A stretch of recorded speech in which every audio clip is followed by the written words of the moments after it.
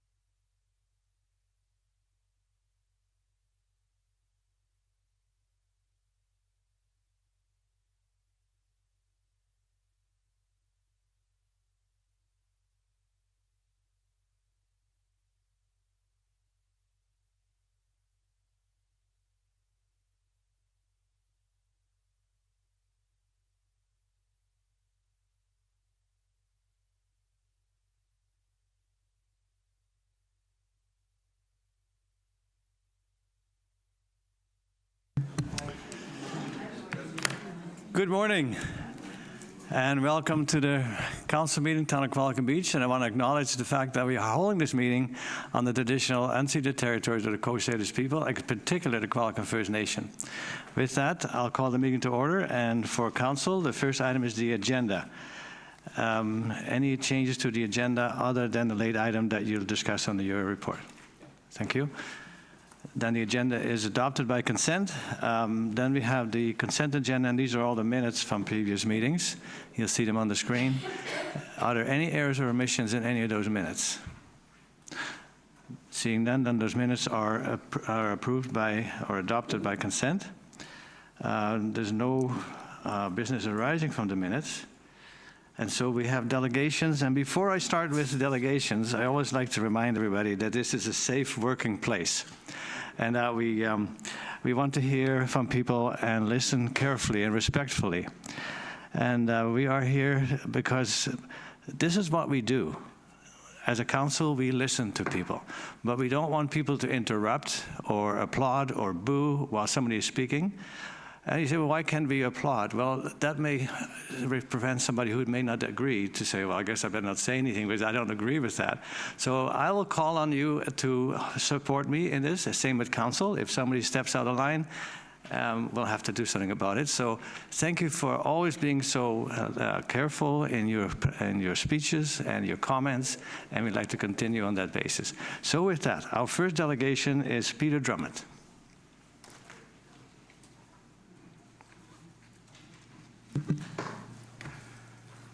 Good morning to Mayor and Council. My name is Peter Drummond. I live at 800 Canyon Crescent in Qualicum Beach, and I'm here to present a proposal for you regarding the pickleball facility and what we could do with that. In March of 2023, the Qualicum Beach Pickleball Club made a presentation to Council asking for support to construct a pickleball facility in Qualicum Beach. We had none. To that end, Council decided to support the club with land and 50% of the then expected cost of the pickleball facility, which was $170,000. Even though that we have submitted many applications for funding for this project, we are unable to raise the now expected cost of a facility up at the Civic Center of $400,000. Now that $400,000 is an estimate. We had one quote for $368,000, and of course, as you know, it's going to be just going upwards. At this point, we have decided to reassess the financial feasibility of the project and now endeavor to use our local resources. That would be to repurpose one of the 3 tennis courts in town. But first, let me begin by presenting to you the availability of pickleball courts in the region. I wonder if we have another slide, please. On this slide, you can see how we stand in regards to the availability of pickleball courts. This list could be much longer, but I think 4 will give you the point that we need one. Dunsmuir has a population of 2,000 people. It has 3 dedicated courts. Dedicated courts are those courts that have a single function, pickleball, because there's going to be posts and nets on there permanently. Nanoose has a population of 6,000, and they have 5 dedicated courts. Parksville, you probably know this, has a population of 15,000, has 14 courts. Thank you, Judy. Qualicum Beach, population of 9,300, has no pickleball courts. We have 1 double-line court. So there's something very wrong about these numbers. Now, I wanted to add to this thing that those top 3 destinations there have generated those pickleball courts from public funds. Keep that in mind. Let's turn our attention to the number of players in Qualicum Beach that play the game. Our club, the Qualicum Beach Pickleball Club, has 84 players. Parksville Oceanside Pickleball Society has a number of 100 pickleball players from Qualicum Beach. Oceanside Pickleball Club has 80. So that totals 264 players that would like to play here. And that is more than to suggest that the demand is very, very high for pickleball in the town. However, there is a resolution to this problem. Let me give you one example. The municipality of Souk, could I have the 3rd slide, please? A number of years ago, the players there recognized that they had more desire for pickleball than they did for tennis. So anyhow, they took one unused or underused court and converted it with the help of the council down there to convert to 3 active courts we can see in the lower right side. Back home, let me give you an example of where we're standing right now. Can I have the 4th slide, please? This is a satellite image of our facility right now. The 2 on the left side, of course, are dedicated for tennis. The one on the right side, covered by the yellow-orange color, would be a repurposed, of 4 pickleball courts in the place of 1 tennis court. There's one problem with that. The length is just fine. The north-south direction, facing upwards, 117 feet is adequate for our use, but the dimension going from the second tennis court to the fence on the right side is inadequate for that reconversion. I also want you to note there that there's a space on the east side next to Berwick Road that is suitable for use for the pickleballs. So what we're suggesting to council now is that we actually reposition that fence, which is indicated on the right side of the 4 pickleball courts, and it has to be repositioned to about 13 feet to the east side. That's towards Berwick Road. That means moving a 10-foot high bulldog fence and adding sections on the side. Let me give you a better, more detailed design on slide number 5. This is the same orientation. 4 pickleball courts on the right side. The vertical line, the dotted line on the right side, indicates where the present bulldog fence is, 10 feet high. That would have to be relocated to the edge of where you see the grayed out area. That's the major problem with that one. Otherwise, our run-out areas are just fine. They're much better than what we experience at the Civic Center. They're all within a standard requirement for run-out areas.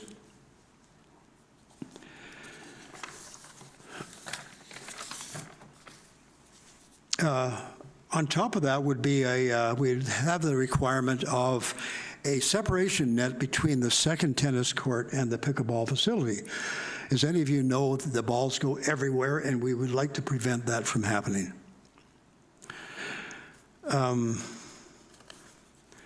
Anyhow, the cost of repurposing this tennis court is estimated to be about 1/3 of the town's original commitment a year and a half ago.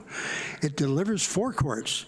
It's sufficient to provide the local club with adequate play for many years, and after alteration, there would be no, I can guarantee this, there'd be no disputes between the tennis and the pickleball clubs. But let me finish with a comparison. The recent Vancouver Island Championship, could I have the next slide? Oh, sorry, could you skip that one?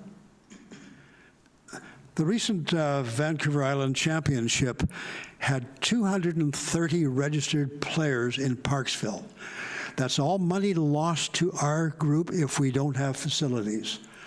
Because it was a 2-day event, people stay overnight and they eat in the city. In contrast, the Arrowsmith Tennis Club Seasonal Championship was canceled because of lack of participation.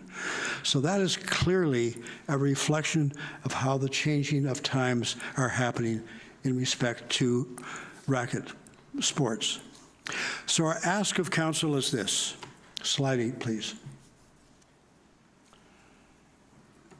Our club would like council to recognize the overwhelming need for a dedicated pickleball fourplex and pursue the repurposing of the 3rd tennis court on Veterans Way.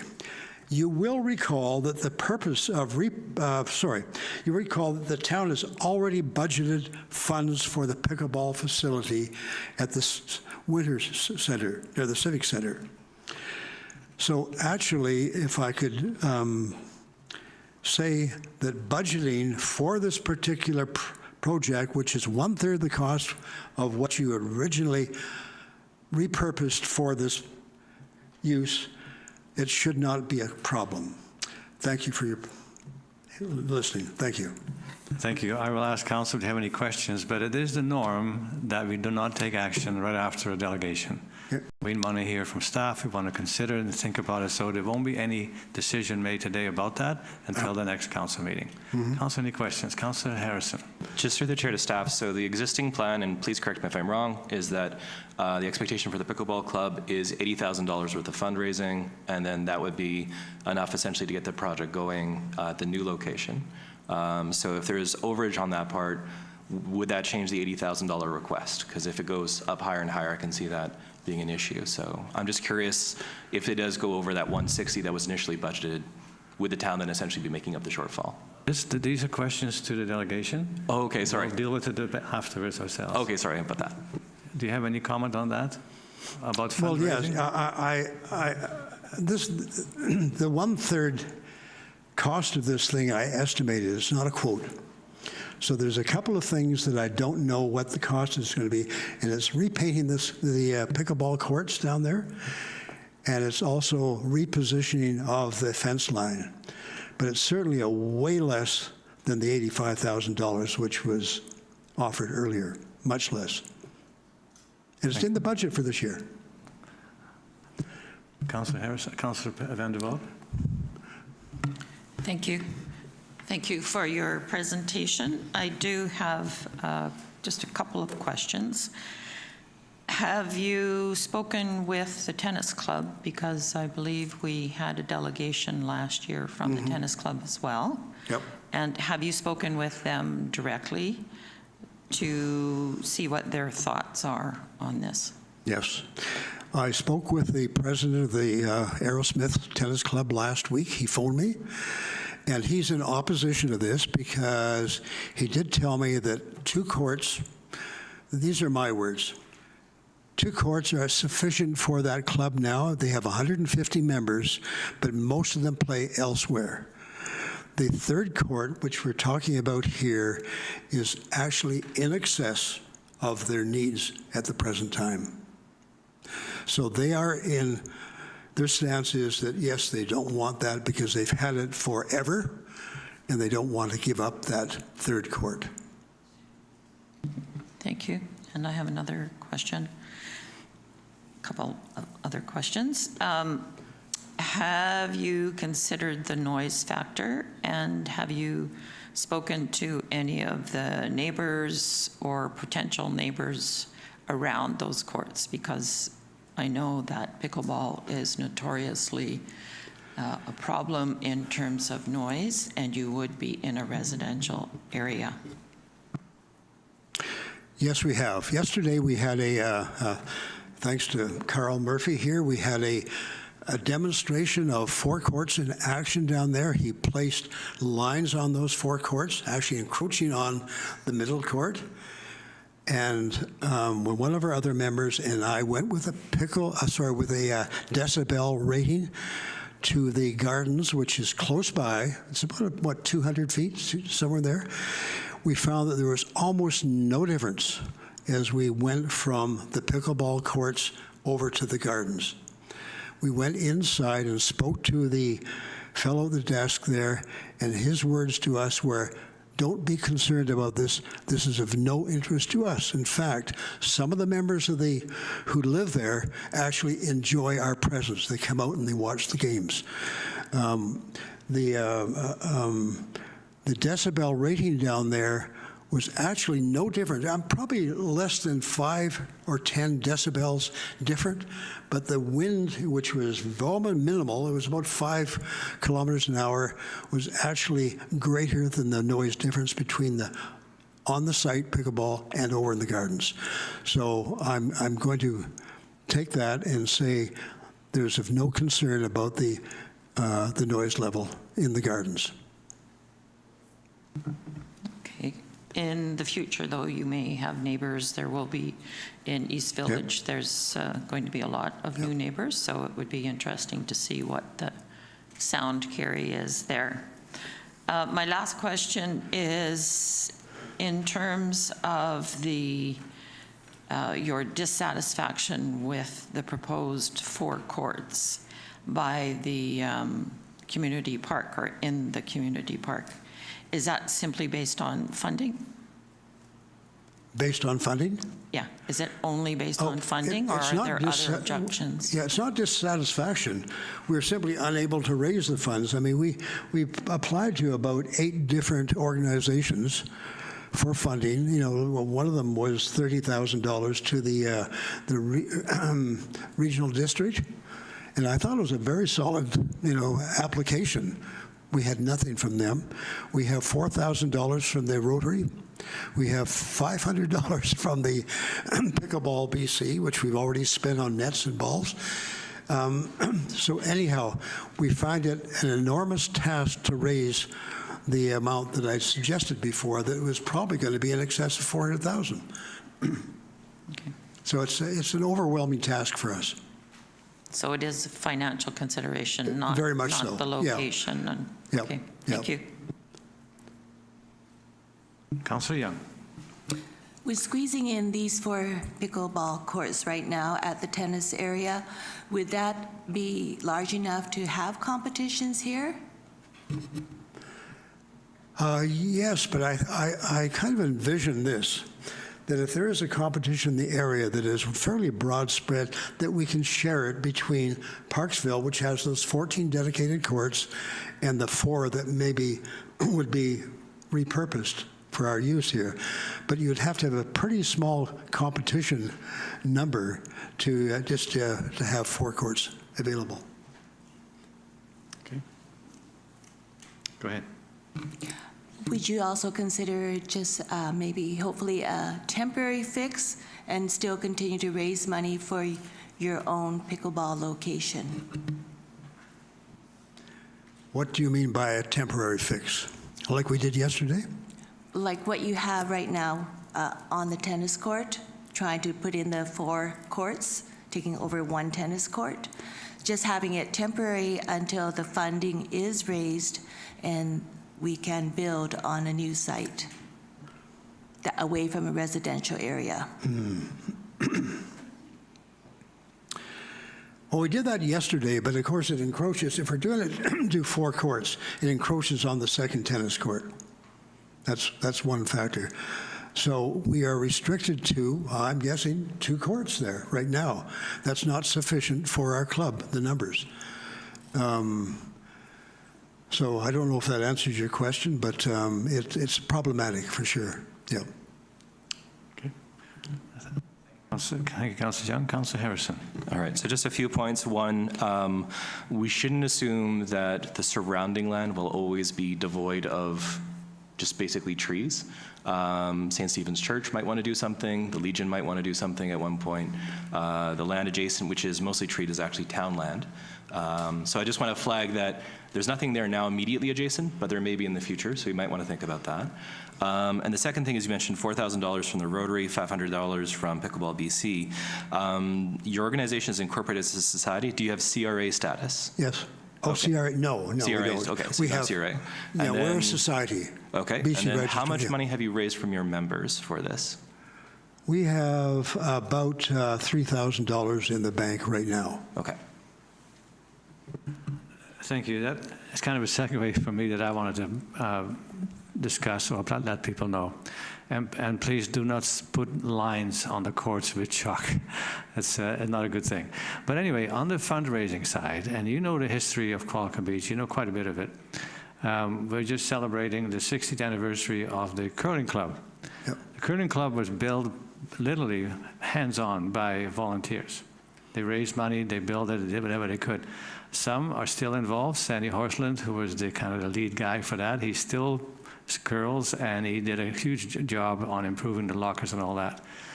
The lawn bowling club did the same thing. They needed about $400,000 to have an indoor facility. They raised almost all the money. The town paid for a supervisor, like Sandy Horsland, to make sure that all the volunteers who work in there weren't working against each other.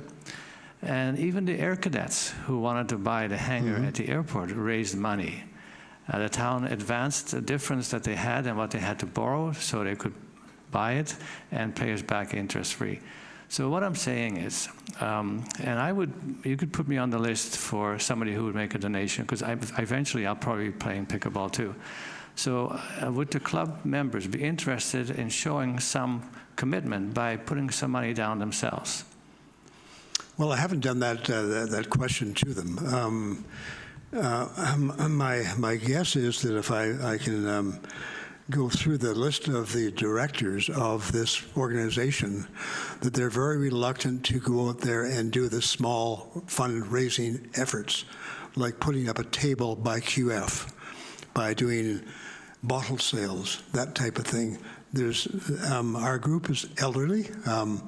We really don't want to do that, so I don't mind doing the larger fundraising through applications to grants. We're also a member, at least we're a member of the Grant Watch, which is an organization down in Florida, which provides us with lists of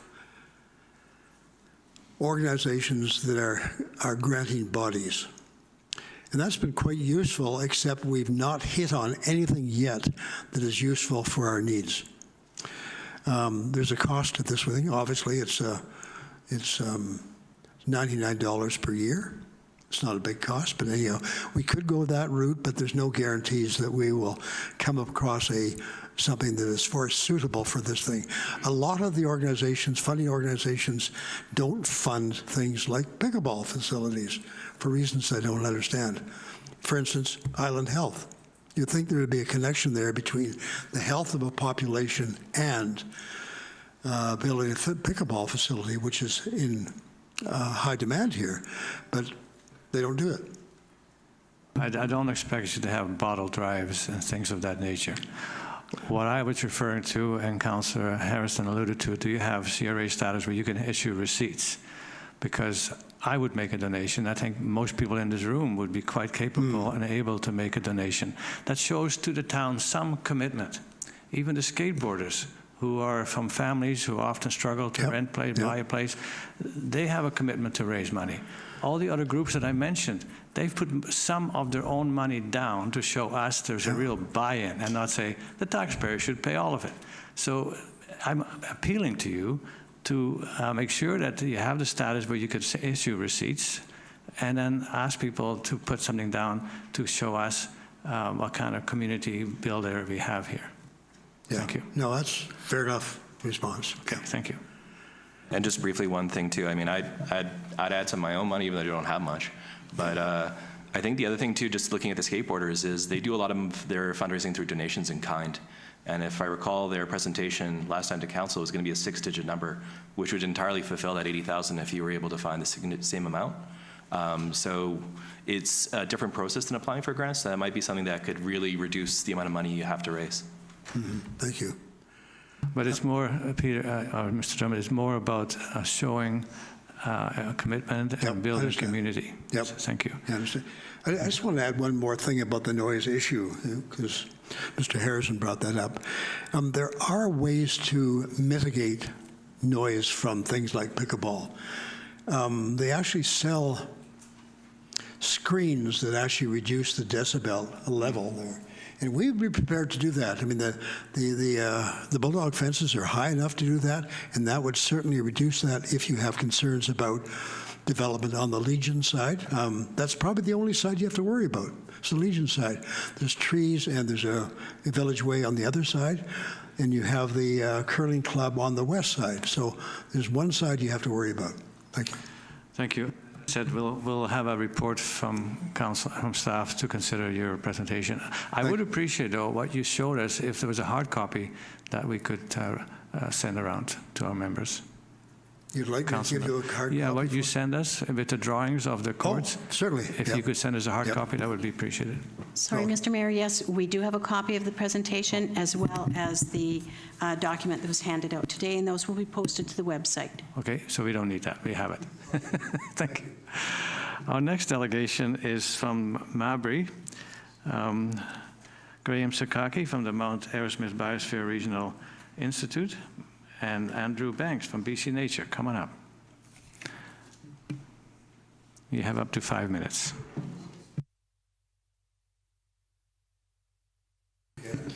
Yeah, thank you so much, and thank you to Mayor and Council for allowing me to present today, and to staff for supporting me through the delegation process. I'm sorry that Andrew Banks from BC Nature isn't joining me today. I had some discussions with staff before, and we were trying to do it part digital, part in person. So, but the plan is to work with BC Nature moving forward on this. So, sorry, I'm just going to open my computer. So the project I want to talk to you about today is called Undertaking Case Studies for Alignment with Protected Area and OECM Designation in the Town of Qualicum Beach. Prior to getting into this, just to define what protected areas and OECMs are, OECMs differ from protected areas as the primary objective of protected areas is biodiversity conservation, whereas OECMs are effective at delivering on-site conservation of biodiversity regardless of its primary objective. So I wanted to use the example of Berwick Wellfield, which from my research, I understand that the town of Qualicum Beach manages the Berwick Wellfield to ensure quality and quantity of their deep well sources. However, through that primary objective of management, there's still an intact, basically intact 60-acre parcel of land that also likely supports an array of biodiversity on site. So that would be a better example of an OECM than a protected area like heritage forest, that the main goal and main objective of the site is conservation of biodiversity. British Columbia is a leader amongst provinces and territories in Canada with a total of 19.7 terrestrial lands currently supporting the Global Biodiversity Framework and Canada Target 1, 30 by 30, 30% of lands protected by 2030. However, currently the Mount Arrowsmith Biosphere region, which is from Nanoose to Qualicum Bay, the back of Mount Arrowsmith into the Salish Sea, only has approximately 3% of their terrestrial lands recorded in the Canadian Protected and Conserved Areas database. So we have a long ways to go. Oh, I apologize, I was a slide behind there. So this project has been ongoing since 2021. We actually received the funding that fiscal year, but didn't really hit our pockets till 2022. Part of this funding is to create protected areas and other effective conservation area-based measures within the Mount Arrowsmith Biosphere region, buffer and transition zones. However, we've also done work to support restoration activity, research and monitoring, and different types of education and engagement. We have about 18 months left of confirmed funding from the Environment and Climate Change Canada currently, so this is a perfect time to start increasing our collaboration with local municipal partners who potentially have areas that should be included into CPCAD moving forward. Two areas that are currently that have currently been designated or are in the process of designation since we've started this project are the French Creek Estuary Nature Preserve, which we were able to put about $70,000 worth of funding towards the purchase, and then have worked with the Regional District of Nanaimo on a management plan and received designation status as a protected area. And currently, we're working with the town of Qualicum Beach and the Browns Property Management Society, I think I said that wrong, on Heritage Forest becoming a protected area as well. So that's already in process. What we're proposing today is 5 different study sites, and the intent is that the Mount Arrowsmith Biosphere Region Research Institute and Mount Arrowsmith Biosphere Region, along with our partners, which I'll refer to as the research team, would basically conduct these on our own. We're proposing District Lot 10, which is 27 acres, Berwick Wellfield, which is 60 acres, Grandin Creek Ravine System, which is a complex of properties, at about 61 acres, the majority of the community park at 114 acres, and Milner Gardens and Woodlands at 70 acres. These 5 properties make up about 6.7% of the town of Qualicum Beach land base, which means that this plus Heritage Forest, if these all move towards PA or OECM designation, most of them are probably more appropriate as OECM designation, would mean that Town of Qualicum Beach would be nearing the 10% protected areas range, including the Parksville Qualicum Beach Wildlife Management Area. So pretty far from 30%, but at least at 10%, which is a good news story. And then potentially where we could work with BC Nature in the future is to look at some of the other municipally owned lands to see what that might look like, whether there should be considered as OECMs in the future. So the intent of the case study would be to determine alignment with assessment screening criteria, which is the criteria that you need to meet to be able to enter your information into CPCAD and then finally get counted towards the target 30 by 30. Some of this research may include data collection related to rare and threatened or endangered species and habitats, natural ecosystems, ecological intactness, range-restricted species, important species aggregations, ecosystems, especially important for specific life stages of different fauna, ecological connectivity, critical ecosystem services provided, and species important for human uses, which may include medicinal, traditional, or ceremonial uses of our First Nation populations. So what I think the potential benefits to the Town of Qualicum Beach to participate in this are the case studies will provide evidence to council and staff for each site related to their individual eligibility to receive either OECM or PA designation.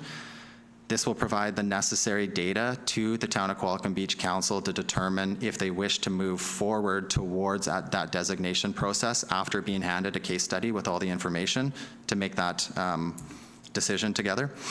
Town of Qualicum Beach can showcase their support of Global Biodiversity Framework Target 3 and Canada Target 1 by designating OECMs and PAs. These 5 case studies can provide a framework and template for further municipal land assessments in the future, not only in Qualicum Beach or in the MABR, but really across Canada. Our research institute already has the funding to conduct these case studies from the support of Environment and Climate Change Canada, so we're not asking for any direct cash contributions to this. The contributions we are asking for is a minimal amount of staff time. We expect about 2 hours per case study to work with staff from the GIS department and lands department to determine what type of historical data there might be that we can use to enhance our case study report.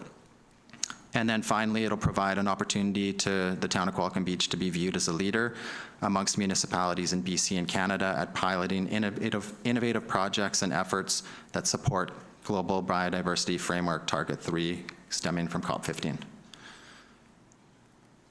So with that, I'll say thank you for your time and consideration, and happy to answer any questions. Thank you. Any questions, Councillor Harrison? Yeah, so just when I'm looking at my sheet, which has the sort of the yellow areas which are set aside, some of them make total sense, like Milner Gardens. That makes sense. I don't think anything's going to happen at Milner Gardens in the future.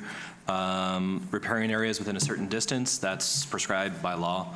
You can't do anything with a certain distance of a fish-bearing stream, so that's perfectly fine. That makes total sense that these things should be protected. There are some other areas, though, where just beside the fire hall is one that I'm sort of arching my eyebrow about. There are some other properties, too, where there is actually zoning in place, that land that might be public land that could be used for something. So I think some of these things are kind of no-brainers, absolutely. Some of these things, though, I think really need a lot of discussion with staff about what are the implications if we essentially designate this as only for conservation. That's fine. The other thing I just caution, too, is that the town is a very small town. So if you look at the census population density of different communities, we are one of the densest communities. We are denser than Kamloops. We're denser than a lot of communities on the island, just because we don't have a lot of farmland on the outskirts of town, right? The borders are pretty close. And when we look at these conservation targets as a fixed number, we might want to consider, too, that the fastest growing communities are actually the rural areas. So Nanoose and Bowser are both growing faster than Parksville, even though Parksville gets a lot of discussion these days. But the type of development especially is what concerns me, is a lot of sprawling single-family homes, large lots, clear out 1.5 acres for one household, basically. So we might want to be looking at, when we're trying to conserve things in the region, really pushing, forgive me, to the RDN areas where it's a type of development that environmentally is the most damaging for the least benefit. And for some of these other things in town, I think there's a great conversation here, and some of this absolutely we should do. And then maybe some of this we should have a discussion about. And we will at the next council meeting when we get a staff comment about all of these. Councillor Skipsey. Okay. So thank you for your presentation. And I do believe that this is in our strategic plan. It's just that it's put off to 2026 or 2028. I'm not completely sure. But there was a caveat that said unless someone else was willing to do a lot of the heavy lifting for us, and there wasn't a huge commitment on behalf of the town. So I guess what I'm understanding is that for you, time is of the essence, and that you are willing to do a lot of that heavy lifting? Yeah, thank you. Absolutely. We have funding right now to do this, and we're willing to do this. And to get back to maybe the question that Councillor Harrison raised at the same time, these case studies don't designate them as OECMs or PAs. What it does allow is for the Town of Qualicum Beach staff and council to have case-specific reports for each of these sites to then make a determination later at a future date. But yes, we do have funding currently from Environment and Climate Change Canada, and we expect to contribute about $80,000 to $100,000 to conduct these case studies. And OECM, different than protected areas, there is a certain amount of use that's allowable, if I understand correctly? Absolutely. So usually pretty low intensity uses. But like I mentioned, if you're managing a land for deep well, quality and quantity, that's a supplementary use and primary objective of the land that aligns with conservation of biodiversity on site. And I think I should clarify also that when I polygon these areas, I took the entirety of the blocks to show that it was 322 acres that we're studying. However, we may find that only 260 of them are appropriate to be defined as OECM or should be eligible for OECM, right? So taking out certain parts of that community park or potentially certain parts of Milner Gardens is probably what we're going to have to do at the end, but we don't know that until we've done a full in-depth case study and looked at that screening process for eligibility and alignment. Okay, just one last question about zoning. So would these properties have to be zoned differently in order to be? No. No, okay. No, there's no zoning requirements. And there's really no management plans. However, we do believe that management plans may be beneficial for some of them, especially areas that are extremely valuable to the community, like the community park. And we also have funding to support those types of initiatives. So we may be able to put in some funding from our organization if part of the community park next year was going to be designated as an OECM, for example, then maybe we could meet halfway and contribute to the funding that Town of Qualicum Beach already has in their budget for an updated management plan there by supporting financially to make sure that that happens as it's supporting a potential OECM for the future. And just remind everybody what OCCM means again? Yeah, OECM is other effective area-based conservation measures. So there's only two types of land designations that are currently being recorded as, well, not only two, I guess wildlife management areas as well, in CPCAD that are contributing to Target 1 or GBF Target 3 of 30 by 30. Actually, I think that key biodiversity areas are also being targeted. Okay. Or counted as well at this point. Okay, thank you. Councillor Harrison. And I know no one has a crystal ball, but you said the funding on your side was received through Environment Climate Change Canada. How should I say this delicately? If there were a change in government, would those funds still likely be available? Yeah, so we've already got a signed contribution agreement through March 2026, so the funds are confirmed. Beyond that, we're hopeful, which is why I'm not saying anything beyond that. So I really don't know, which is why time is of the essence for us to try to make some headway with this funding. Yeah. Thank you. On behalf of council, we thank you for all the work that you and your colleagues do with this, and we're so happy that you found a space right on 2nd Avenue to have your main office. Yes, and thank you so much to council and staff for that, and we are loving that space. Good, thank you. Correspondence, and this is just for information that the letter that was requested has been sent.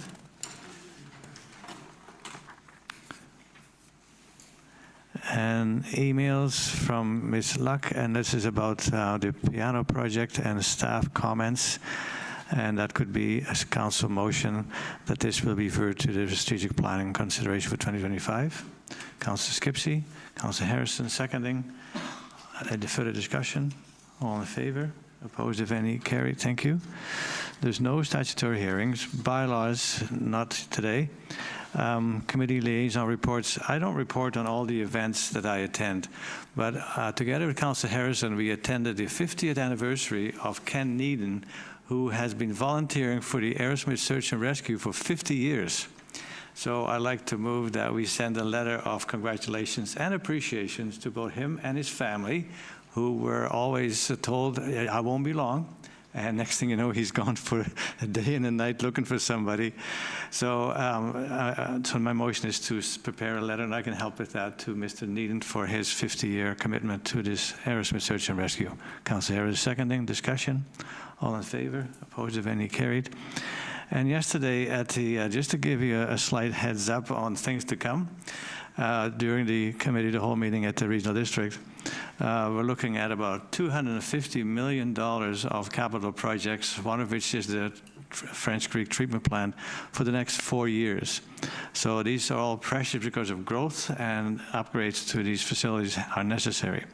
And we'll get more details from it, and we'll figure out which one's going to happen at what year, but it's between 2024 and 2029, so a 5-year plan. Councillor Harrison. Thank you. So just with council's indulgence, I tried to talk to a few members of council before the meeting, but I got an email yesterday from a member of the Accessibility Committee.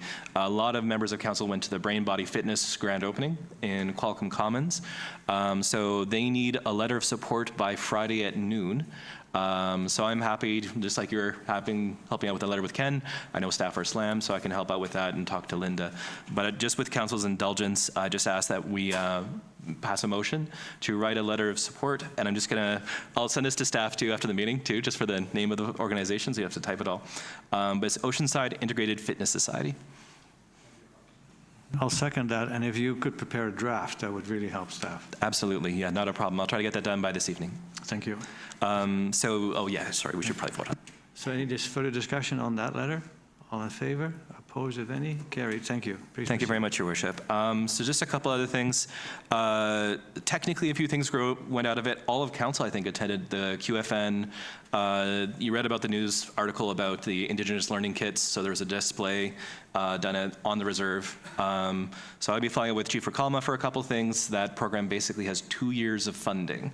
And so he's attending UBCM, hopefully. And so we might be able to snag a meeting with someone and just put it on their radar. Jean and I are doing some work for the Affordable Housing Task Force, or Non-Market Housing Task Force. Hopefully talking to some folks in the next few weeks who are actually doing this for full time to see what options are available. I'm trying to think if there's anything else. Sorry. And I think there was one more thing. Oh, the advisability team. We have that, actually, the accessibility report. The plan is sort of in the report. So some of the things that were discussed there, I'll just discuss at that point, because that makes more sense. And beyond that, I think that's everything. Thank you, Councillor Harrison. Councillor Skipsey. Okay, I'm not going to say too much at this point, but I always think that things are going to slow down over the summertime, but there was lots of activities and events to attend, and I just want to say that doing staycations here in Qualicum Beach is the very best. So, thank you. Thank you. Councillor Vander. Thank you. Well, I have submitted my written report, And as we usual. appreciate that. And I just wanted to take a moment to say that I was very honored to be present when the provincial government honored one of our residents, Donna Fern, with the Medal of Good Citizenship Award. and wanted to acknowledge how very important all of the volunteers are to the town and how much we benefit from that. And if I might, I just wanted to let people know, if they don't know Donna and aren't familiar with what she has been involved in, many of the, a couple of the projects that Donna has nurtured along. The first one that comes to mind is she helped to set up a space for the, found the house for Oceanside Hospice. And of course, Oceanside Hospice has helped many residents in a very difficult time with caring and comfort. And Donna was also instrumental in revitalizing the Coombs Fairground and buildings thereof, and allowed the agricultural community to gather, a space for them to gather and to showcase their activities and to thrive. Okay. And with the concern that we have in the area about food security, I think it is essential that we have a strong agricultural community. And Donna also helped, thirdly, helped set up the Qualicum Beach Farmers Market, which is one of the best, if not the best. I might be a little biased, but I think the best farmers market. And our farmers market has won several awards and allows the local producers a space, a place to provide local residents with healthy and fresh food. I think that it's very important for us, the town, as well as the province, and the province did take the lead on this, but to acknowledge the people that do give so much time and effort to our community. And I certainly enjoyed being there with Donna and her whole family. I met her family and they were all lovely, and it was a wonderful event. And if people want to recommend or nominate anyone else for community service, you can do that any time of the year. And it would be nice to have more people from our town be acknowledged for what they do contribute. Thank you, and thank you for filling in for me. I had some other things, funerals and things to worry about, so I appreciate it that you were there, able to participate. Just circling back to Councillor Skipsey, we forgot a late item that you wanted to bring forward. Yes, Go ahead. sorry. There was a late item, and that was from the Mount Arrowsmith Biosphere region, and it's a request. I won't read the whole thing. It was part of the agenda, a late item adder, but it is that the Council of the Town of Qualicum Beach supports the request of the Mount Arrowsmith Biosphere region and directs staff to provide MABR with a letter of support for inclusion in MABR's submission package to UNESCO that the heritage forest be included as a core area in the MABR zonation. So it would be reflected in the mapping. And based on the current conservation efforts and whatnot, I think it is appropriate for council to support this. I have a seconder, Councillor Harrison. Discussion, Councillor Harrison. Yeah, this is exactly the sort of thing we should be designating, where there's nothing is ever going to happen, and we know that. I'm glad of your confidence in that. Thank you. So further discussion? All in, Ms. Petronella. Thank you, Your Worship. So just for the benefit of the public, this request is separate and apart from the delegation that Council just received. So just for the benefit of the public. Yeah. Thank you. Further discussion? All in favor? Opposed, if any? Carried unanimously. Councillor Young. Also to add for outstanding citizens, I'd like to acknowledge that Pat Weber was given the King Charles III Coronation Medal in recognition of his service to the Oceanside communities.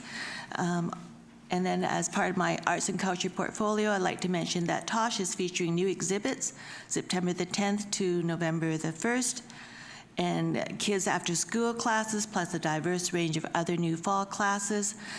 They're also right now looking for volunteers to do an archive project on the 35 years history of Tosh. So those of you that have been involved in Tosh from the beginning or through the years of Tosh in operation, please connect with Tosh and contribute to the archive so that we can have that wonderful history.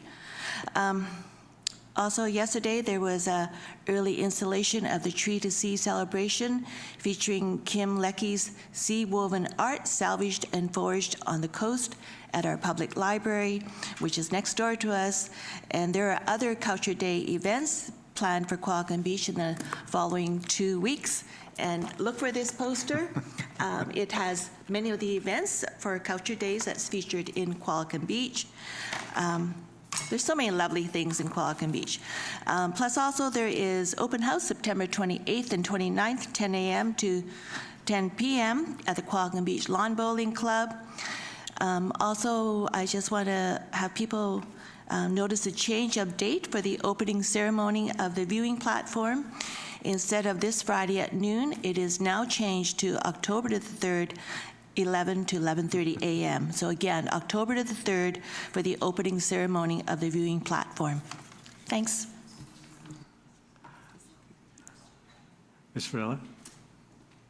Thank you, Your Worship. So I believe there has been a time change, so if we could just hold on the official announcement of the viewing platform, because we did have some conflict with elected official schedules. So if those messages could come from staff, that would be great. We're very close. Yeah. Okay, thank you, Councillor Young. Staff reports. Oh yeah, you have a notice of motion as well. That's one thing you should focus on. I also have a notice of motion that Council lobby BC Housing to provide financial support to nonprofit organizations who wish to provide their land for development of non-market housing. This is example like Kiwanis and other similar groups. Thank you. Seconder, Councillor Harrison. Discussion? Councillor Harrison. What I'd suggest is that Councillor Young and I will be meeting with some specific groups, hopefully later in the month or early October. And while I do support looking at how we can be, how we can essentially support non-market housing in our area, I think we want to get a little bit more specific with our resolution because this is something which, forgive me, from my experience being on council where I read letters from the province, they'll come out with a form letter that'll say, we have made record-setting investments in affordable housing in BC and we're so proud of all of the good work we're doing. We're wonderful. And I think maybe if we can talk to some of those non-market housing providers who do it for a living about where they're finding difficulties, where they're finding a little bit of extra money would really help. We might have something that's really focused. And so I think maybe what I just suggest is that we defer this to a future council meeting, and then we might make some amendments after we've talked to those non-market housing providers, and they've been able to give us feedback, and we can really zero in where our message can have the most help. I think the general idea is right. I think we just need a little bit more specificity is all. A motion to defer? I just let other people speak first, but because of the motion deferral, you can only speak to the deferral, and you know, I don't want to cut people off because I'm the first one. Councillor Vander. Yeah, I probably am in favor of the deferral because simply my question is, what exactly does this mean specifically? So if you could give me some details on that, what it is that you're trying to accomplish exactly. Go ahead. Just a little more specific, it would be like providing financial support in the way of a lease for the properties that a nonprofit organization is willing to provide to build non-market housing, so that though they don't have to, the non-market organization doesn't have to contribute to building the building, at least they can get some income back for the land that they're offering. Thank you. So I think at this time, a motion to defer might be appropriate. Councillor Harrison, to a future council meeting. Yeah, to a future. Second, Councillor Vander Valk. Discussion? All in favor? Opposed, if any? Carried. Thank you. Now staff reports. Ms. Varela. or Ms. Coates?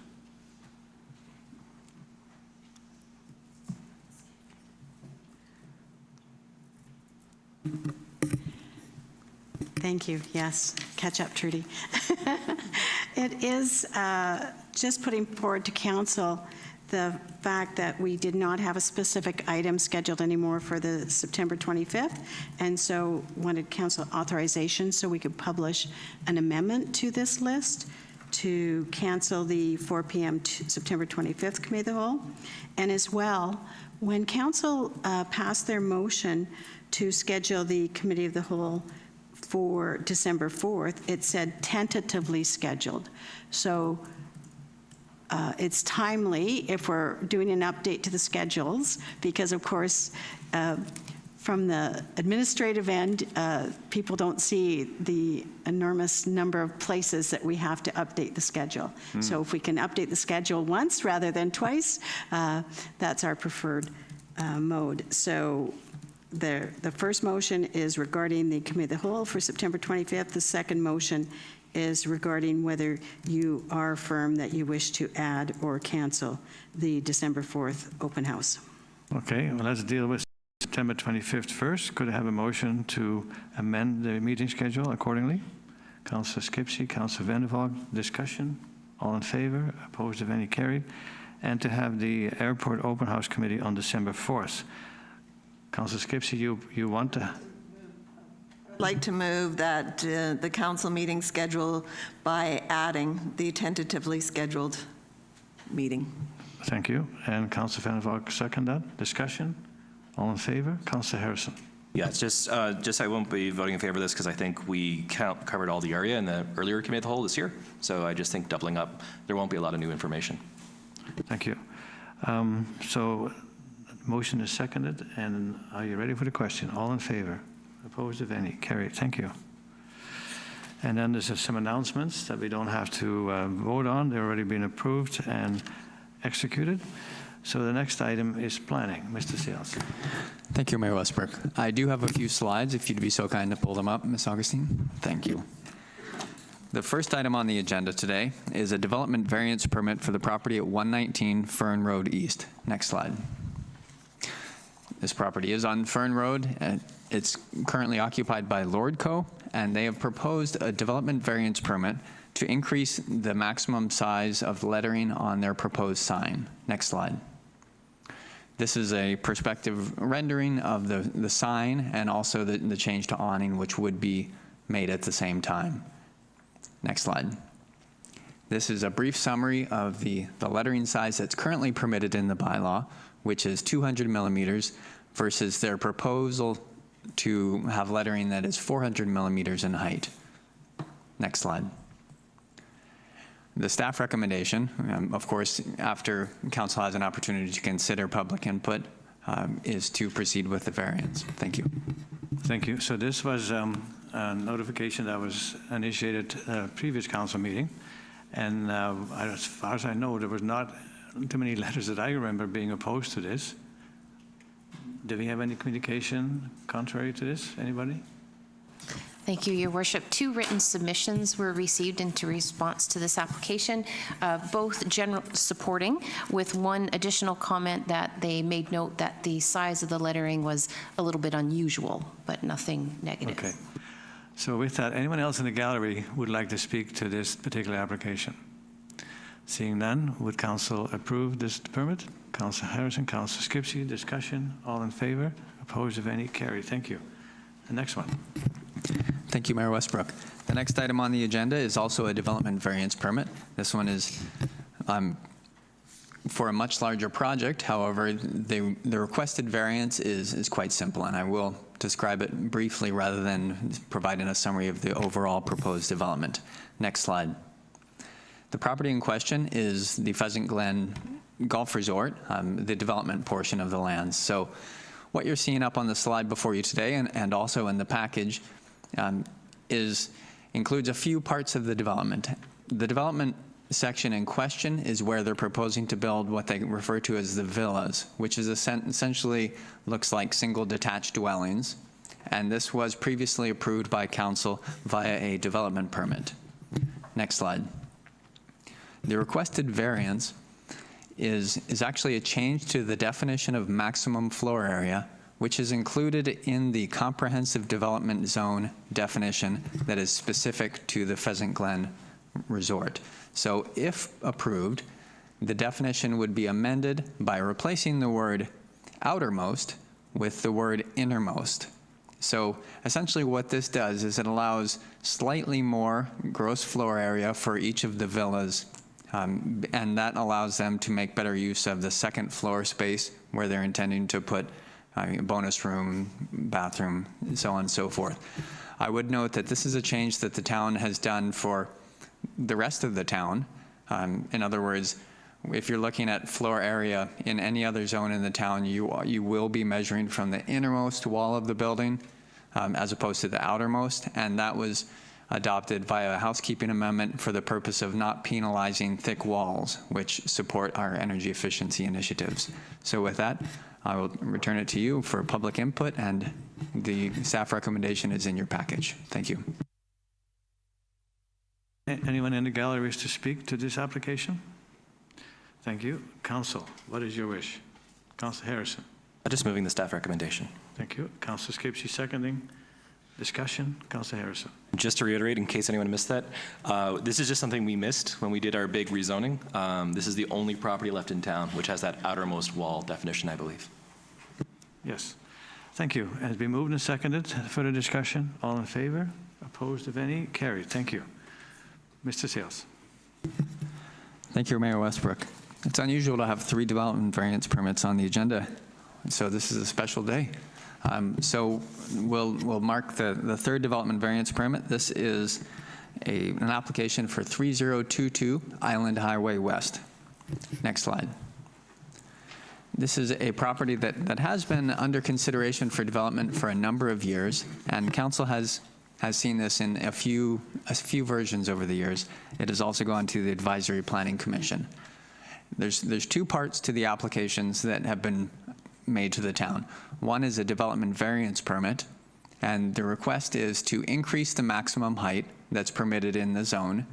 And the second part of their development variance permit application is to decrease the front yard setback. So the slide up on the screen before you, and also in your package, is an overview of the proposed development from a site planning perspective. There are essentially 5 buildings proposed as a part of this that are attached. So they're kind of like one large development that shares an underground parking structure with 5 larger structures on the top. Next slide. This is a perspective rendering up at the top, and then cross sections of the building down below, showing how that the building actually slightly nestles into the steep hillside that's behind the proposed development. The numbers, of course, would be impossible to read on the screen before you, but the request is to vary the maximum height by approximately 12 meters as a part of the proposal. And the decrease in front yard setback, I can't read it either, but it is a decrease to the front yard setback, partly because of the shape of the lot. So that's just the way that the buildings sit on the property. Next slide. I would note that this proposal was included in the agenda, which was published late last week. And since the time that agenda was published, we've received a lot of correspondence specific to this item. And I would imagine that some of the people that have written in would be wondering what happens to that correspondence.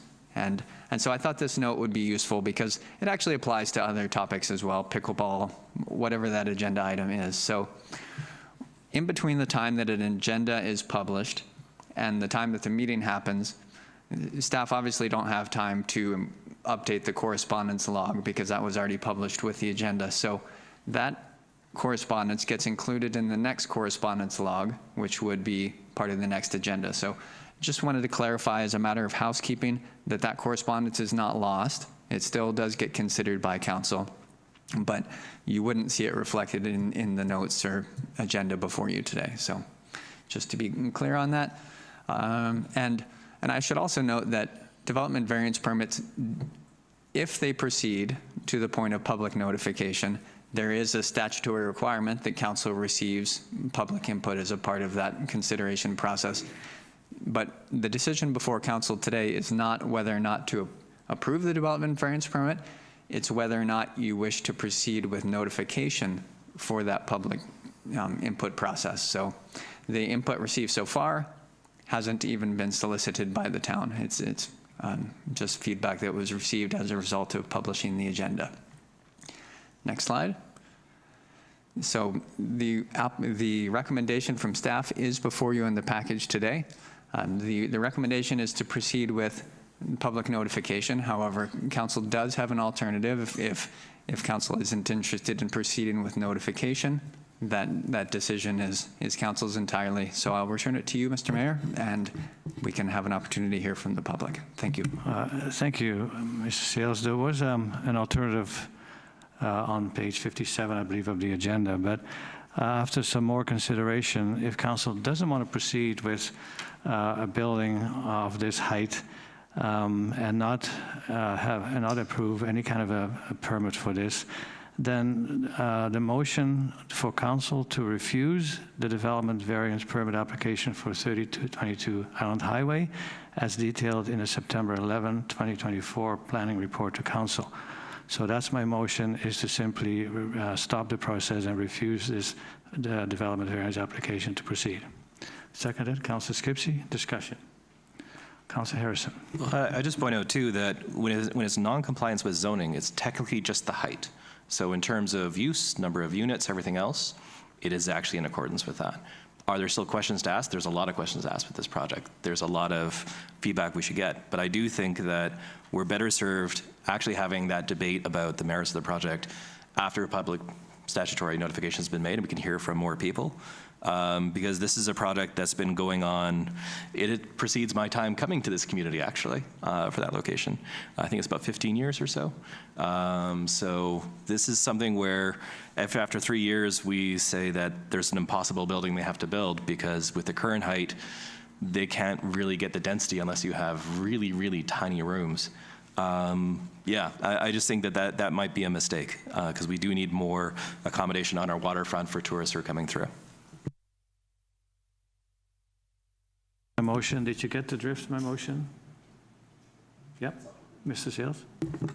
Thank you, Mayor Westbrook. I just wanted to apologize. I misspoke just a moment ago when I said, let's return it to you and invite the public for input. That was not the stage we're at. We're considering whether to invite public input in the first place, so I misspoke. My apologies. Thank you. Thank you. I think the motion is clear. Can you read the motion back, Ms. Coates? If I understand correctly, is the motion that's on page 57 of the agenda? No. No? No, I read out the motion. I'll read it again. Okay. That council refuse the development variance permit application for 3022 Island Highway West as detailed in the September 11, 2024 planning report to council. And that was seconded. Further discussion.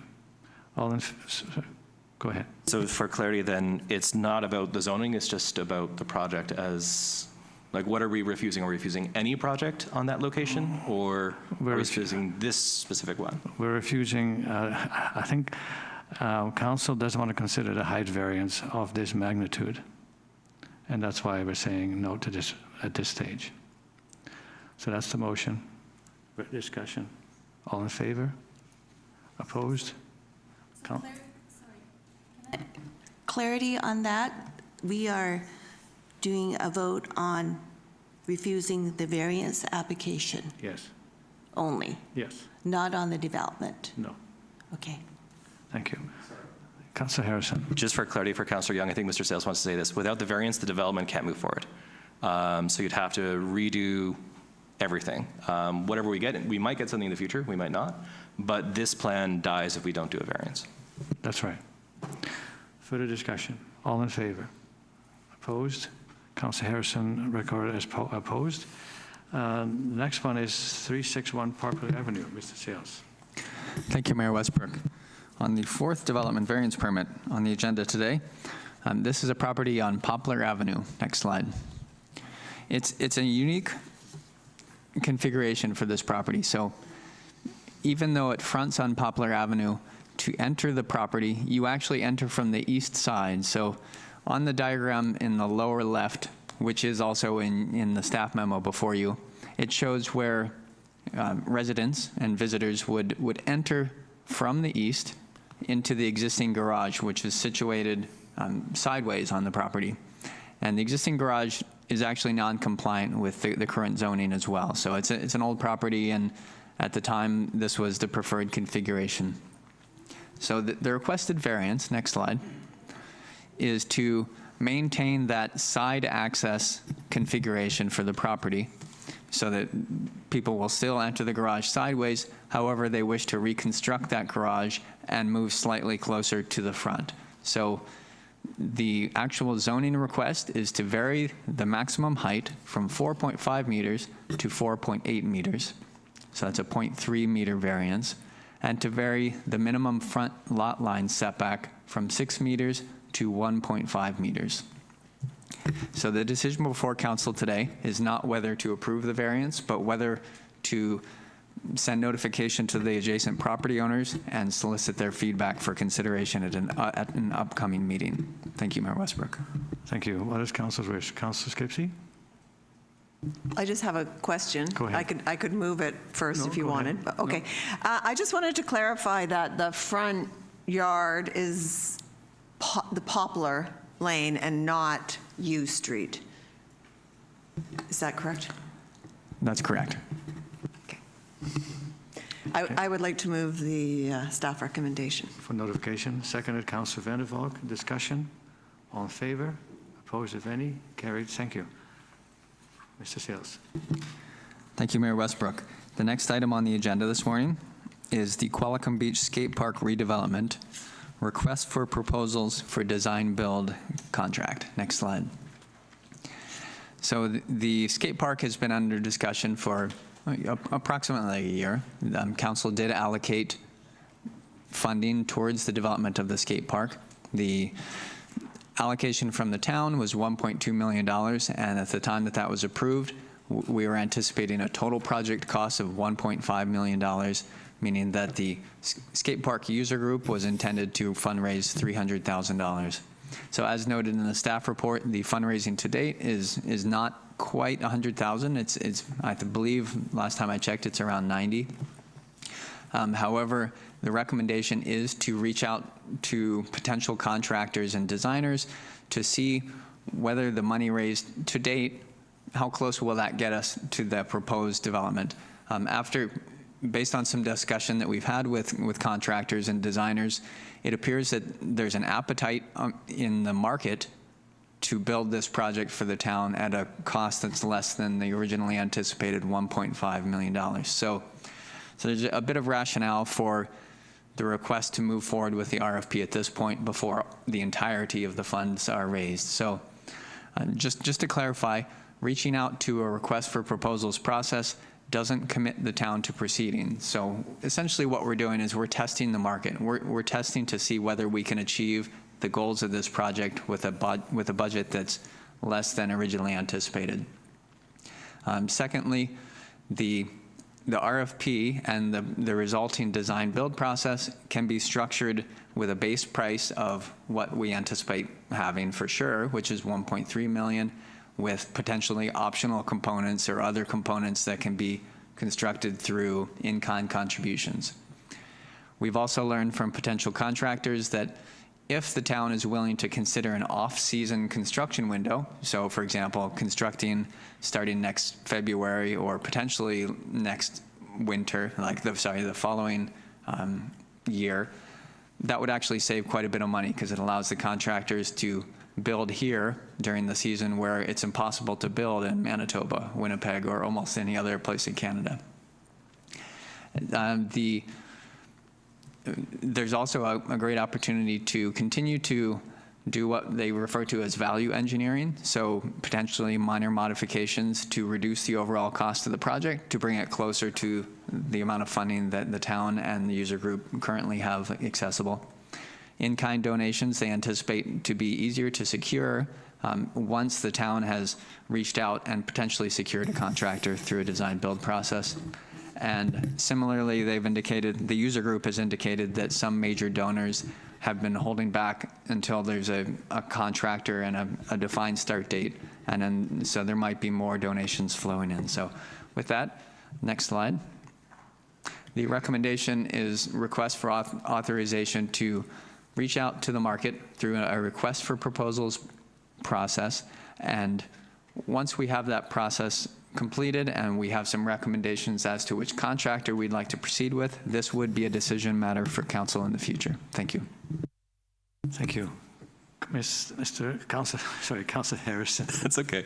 I'd understand if you said Mr. Harrison. It's okay. I'm not used to it, but yeah, I just moved the staff recommendation. Thank you. Seconded.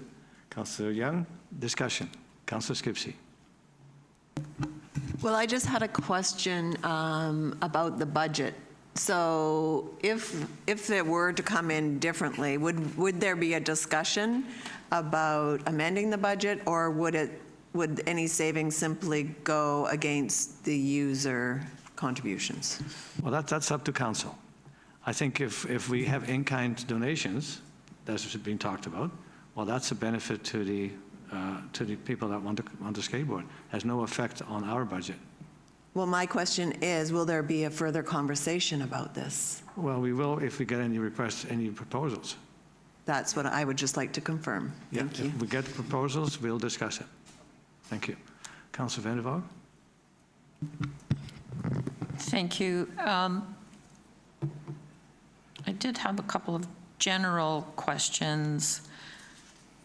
So if need be, if it's not possible under the given 1.3 million, and it's found that we need more, then the town has to decide, do we want to put more than our original 1.2 into the project? By these cost-saving mechanisms, will we end up with the same quality of product is one of my questions. And If I can respond to that. okay. If we go for a request for proposals, it's not for a request to build, it's for proposals. We can look at it then and see, with the input from the skateboarders, whether they think this is the quality that they want or don't want, and then we'll discuss that. But to go down all kinds of hypothetical questions, I think is not productive.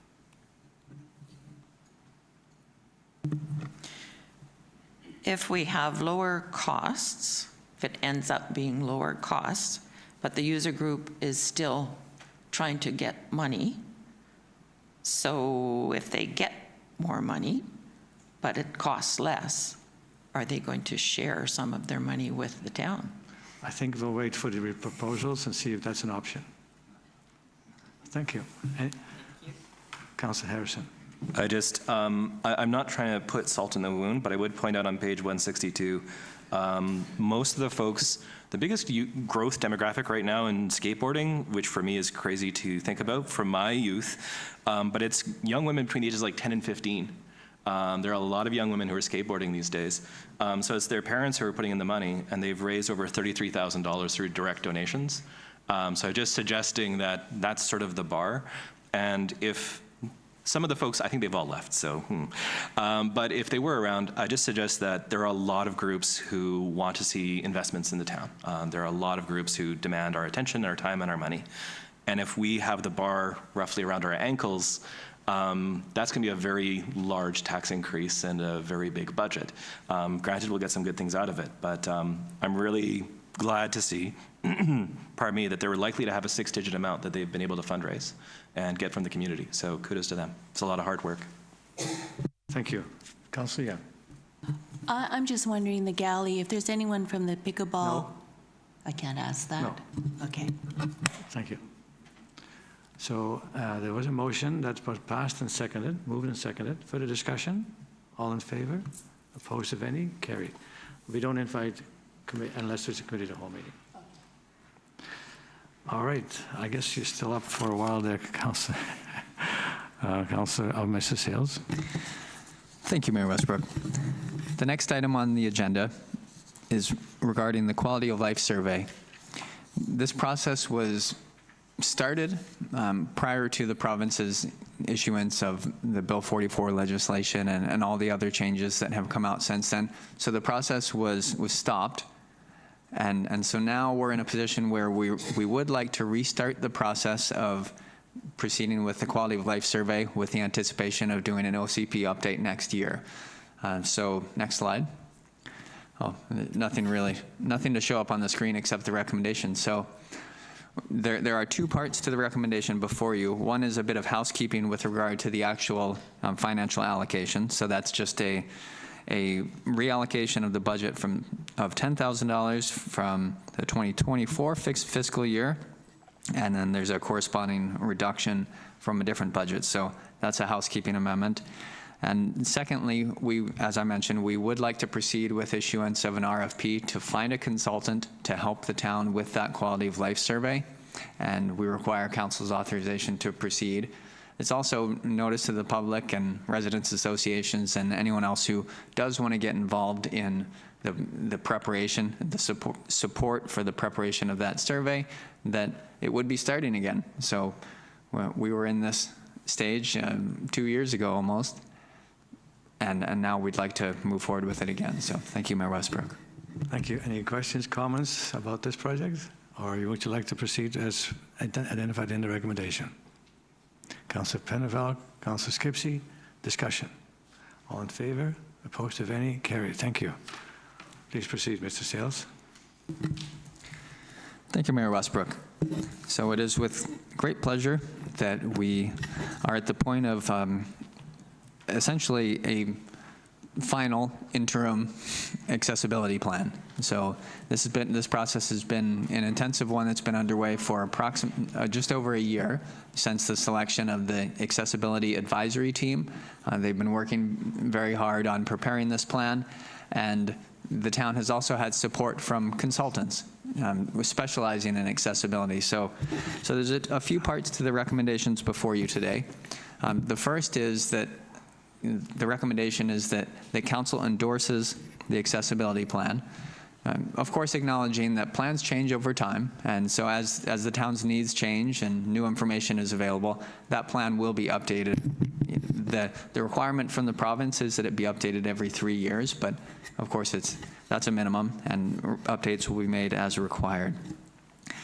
Adopting or endorsing the plan puts the town in a better position to apply for grants, because most accessibility grants have as a prerequisite that the proposed project is in an endorsed accessibility plan. So that part of the recommendation, I think, is fairly intuitive.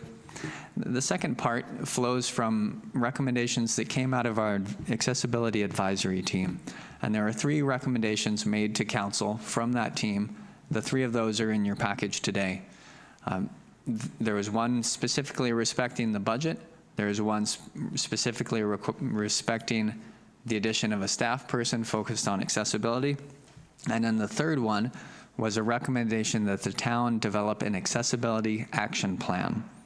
So the second 2 kind of flow from the action plan. So it's staff's recommendation that if council is interested in the development of an action plan to supplement our accessibility plan, then that should be referred to council's strategic planning process, so that the resources required to do the action plan can be considered in the context of council's other priorities. So with that, that's the recommendation before you today. If there are any questions, I'll take them at this time. Thank you. On the previous motion with the quality life survey, that included both 1 and 2. There was 2 recommendations, and that was the motion. On this one, I think it'd be appropriate to take one at a time. So, Councillor Harrison, the first one. Yeah, so we can do the first one first. So just the first recommendation that we endorse the plan. And apply for any available grant funding. Thank you. Councillor Young seconded that. Discussion? All in favor? Opposed, if any? Carried. Thank you. Councillor Harrison? And I'll just also move the second staff recommendation as well. Thank you. Councillor Skipsey, discussion? Pardon? Okay, so I should probably talk about the other 2 resolutions that are not in the staff recommendation, because it did come out of the committee, and I don't think those are heavily attended from what I've seen. So just so everyone's aware, when we talked about that 2% of the town's budget, so 2% of tax revenue, that's about $210,000, $220,000. I did let them know that I'm not sure that would happen this year or in the near future, but also to what staff is looking to do. So this is actually, Liz is doing a lot of work on this, and she's not in the room, but she's done an amazing job. What she was trying to do is leverage some of the $50,000 we've allocated in our budget for further grant opportunities. So you get to that 200,000 or close to it anyways through other levels of government or other funding agencies. And I did sort of clarify, like I asked them point blank, do you care where the money comes from, right? So if it comes from the provincial or federal government, is that more important? Like, does it matter? And no, they're not really fixated on where the money comes from. There is a very strong feeling they want to see more than just $50,000. Mr. Sales also mentioned that there's a lot of work the town does that hasn't been tracked traditionally.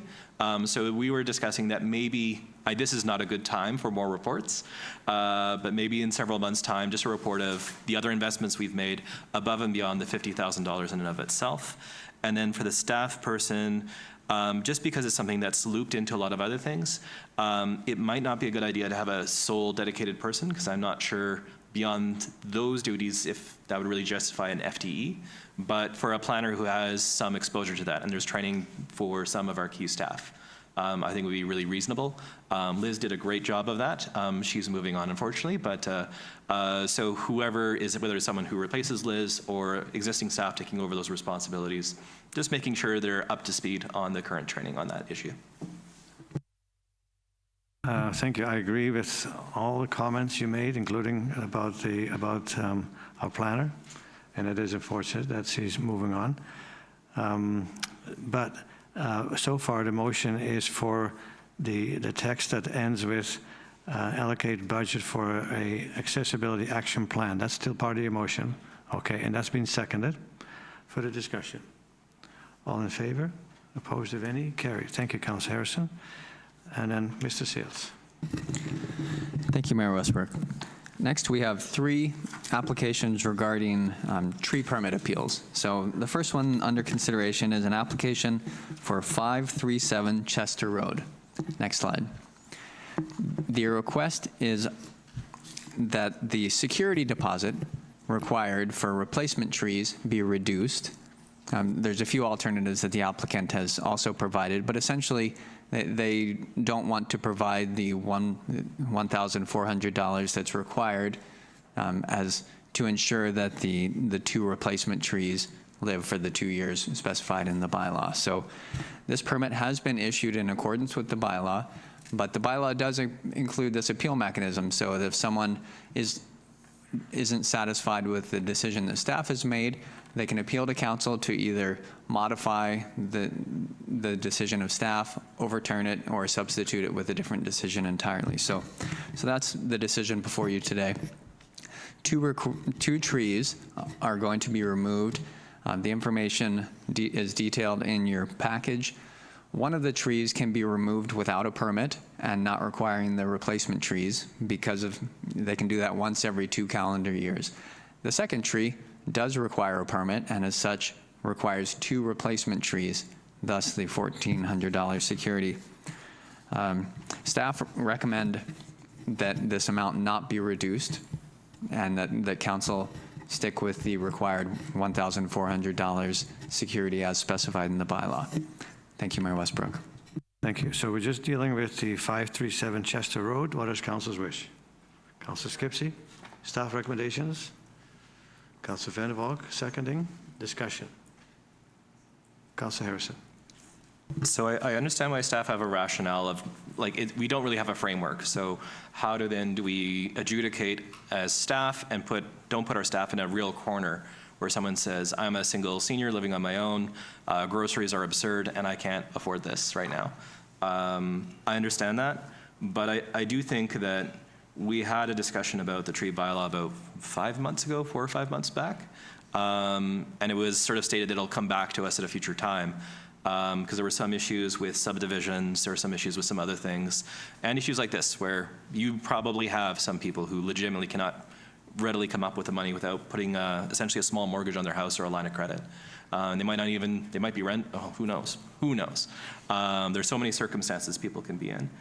So I do have a hard time putting someone in a corner financially for something where, respectfully, I don't know. I really don't like that financial bond, essentially, for those trees. So it's really hard for me to find a path forward. I just hope that we can maybe discuss this in the next several meetings. I don't know if that's possible or not. Is the tree bylaw coming back at a future meeting, if I may? Thank you, Mayor Westbrook. And this is important to bring up. It is mentioned just for the gallery's benefit, we do not entertain input from gallery at council meetings, only committee to whole meetings, or as a delegation. Thank you. Thank you.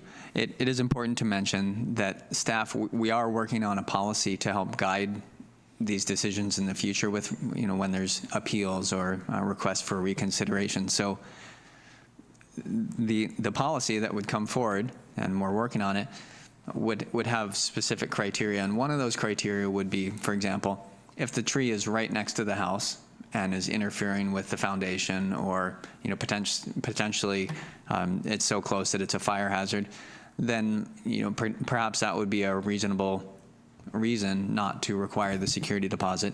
Similarly, if someone's building a new home, perhaps the footprint of that actual dwelling, the trees within that footprint, maybe those don't require. So I don't think, and directly to answer your question, the entire tree bylaw is not proposed to come back in the near future. It is anticipated in the financial plan. It is several years out. However, because we anticipate more of these requests for reconsideration, more of these appeals, we're going to bring a policy forward to help regularize the consideration of those appeals in the meantime, until we do have the resources to fully review the bylaw. So that's something that you'll see coming forward, I'd say, in the next few meetings. And, one more thing to add. It's mentioned in the report, but financial hardship is extremely difficult for a municipality to vet. We don't have access to the financial information that would be required to either prove or disprove financial hardship. So that's one we'd probably be wary of including in a policy as a valid grounds for appeal. And one last thing, because the tree bylaw does allow one tree to be removed every 2 calendar years, this particular applicant has the opportunity to just wait and remove the tree at a later date. Thank you. So one tree could be removed right now without any cost and no deposit, and in 2 years, the other one. Every 2 calendar years? Every 2 calendar years. They wouldn't even have to wait the entire 2 years. Thank you. Are you done? Just one brief thing. I know Ravensong Pool, when I first came here, you can't maybe tell by the fact I'm a little bit overweight, but I was doing a bit of swimming. Ravensong Pool did have a way that if you declared financial hardship, you get a reduced rate.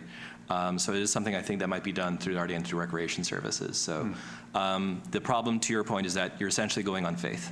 Because I didn't have to show bank statements or anything else. I just had to write down that the job I had didn't pay a lot and go ahead. But I think, to your point, having something that's verifiable is very hard.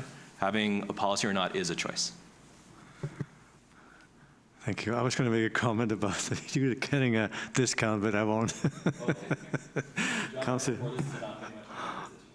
No, I'm just saying in a good way. You probably talked so long, they said, give the guy a credit.